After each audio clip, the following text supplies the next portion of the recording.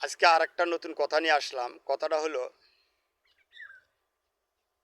এলমে মারফত।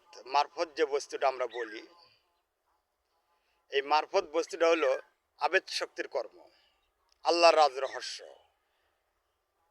হ্যাঁ, যেখানে আল্লাহ নিজে যে কাবায় বিরাজমান, সেই কাবায় যায় আল্লাহকে খোঁজা।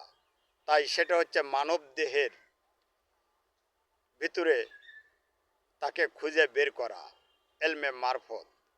সেইটা তিন সিঁড়ি উপরে, অর্থাৎ তিনটা এবাদতের উপরে কোনো ব্যক্তি যদি আবেদ শক্তির এবাদতের মধ্যে পাশ করতে পারে, তাহলে সে সাইয়াদে হয়ে যায়। সাইয়াদের শব্দের অর্থ হলো সে বাতাসের সমতুল্য হয়ে যায়, সে বাতাসের সাথে উড়াতে পারে।